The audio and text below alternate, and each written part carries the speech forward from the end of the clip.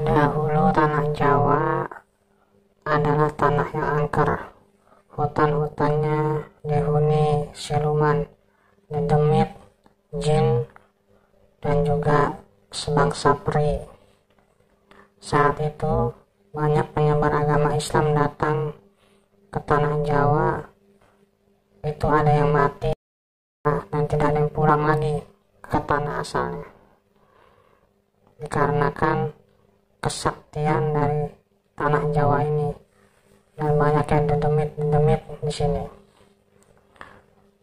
Kemudian Raja Arab mengutus seseorang ulama bernama Syekh Subakir. Ia adalah seorang ahli tata negara, ahli pertanian, ahli irigasi, ahli politik, dan juga punya kesaktian dan mampu meruqyah. Syekh Subakir datang ke tanah Jawa dan karena ketaatannya kepada Allah Subhanahu wa Ta'ala, maka jin-jin dan demit-demit semuanya lari, dan gunung yang tadinya setiap hari meletus itu berhenti meletus, tanah yang setiap hari bergerak atau gempa itu berhenti dan kembali tenang, dan awan-awan yang tadinya gelap karena petir yang menyambar-nyambar kemudian menjadi terang, menjadi cerah kembali. Itu semua terjadi karena sosok Syekh Subakir sebagai orang yang sangat taat dan dekat kepada Allah Subhanahu wa Ta'ala.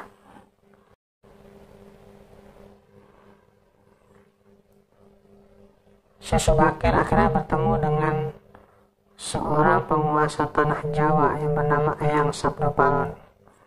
Eyang Sabdopalon ini sangat sakti mandraguna.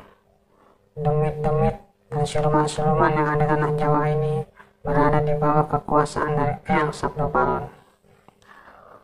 Syekh Subakir dan Eyang Sabdopalon bertarung selama 40 hari 40 malam. Tapi perlu diingat ya, pertarungannya ini bukan menggunakan senjata, tapi menggunakan ilmu kanuragan. 40 hari 40 malam tidak ada pemenang. Akhirnya terjadilah negosiasi, perundingan antara Syekh Subakir dan Eyang Sabdopalon.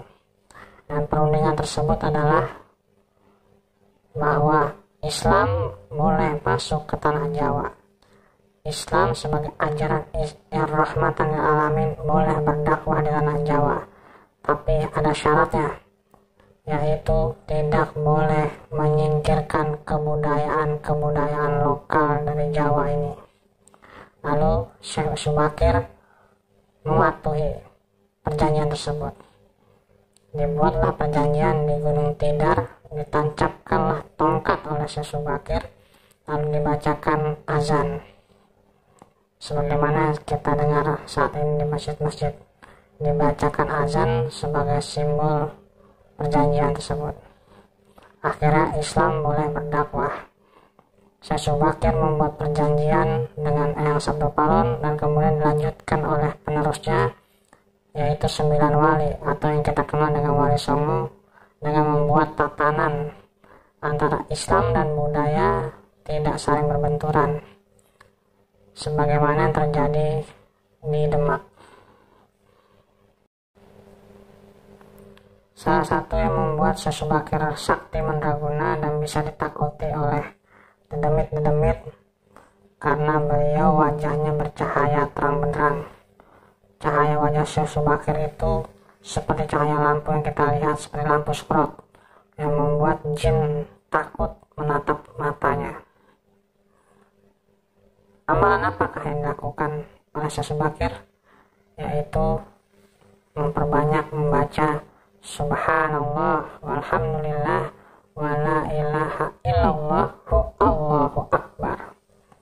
Itu sering beliau baca, dan juga membaca Al-Quran dan rajin berpuasa. Itu sebagai amalan yang akan mendatangkan cahaya pada diri kita. Sunan Kalijaga memunculkan filosofi ketupat, yaitu bahwa dengan kita menjaga 4 lubang hawa nafsu dengan berpuasa, 4 lubang hawa nafsu itu diantaranya adalah mata, hidung, mulut, dan telinga. Itu kita jaga jangan sampai bermaksiat. Kalau kita bisa menjaga 4 lubang hawa nafsu itu, maka akan muncul janur, ja'anur, turunlah cahaya. Kalau kita tahu bahwa ketupat itu ada 4 persegi dan ada janur. Nah, arti dari kata janur itu adalah ja'anur, yang artinya turunlah cahaya. Dan apabila janur itu dibelah, ada nasi yang putih bersih. Nah, seperti itulah hati yang bercahaya. Apabila dibongkar ke dalam, itu bersih, putih. Maka berpuasa, menahan hawa nafsu, akan mendatangkan cahaya dan memutihkan hati. Maka orang yang hatinya bersih, dia akan dijauhkan dari setan, jin, demit, dan siluman. Itu semua tidak akan bisa datang kepada orang yang hatinya bersih. Pelajaran apa yang kita ambil dari kisah Syekh Subakir ini? Bahwa pada dasarnya tanah Jawa ini dari dulu sudah angker, sudah sering terjadi bencana. Maka kita perlu senantiasa mendekatkan diri kepada Allah, menjauhkan diri dari angkara murka, menghilangkan hati kita dari sifat-sifat dengki, sombong, angkara murka, marah, dan kotoran-kotoran yang lainnya. Kalau hati kita bersih, maka bumi ini juga akan bersih. Kalau bumi ini bersih, akan dijauhkan dari bencana, akan diturunkan rahmat dari Allah Subhanahu wa Ta'ala. Itulah pelajaran yang bisa kita ambil dari kisah Syekh Subakir dan Eyal Sabdo Palon.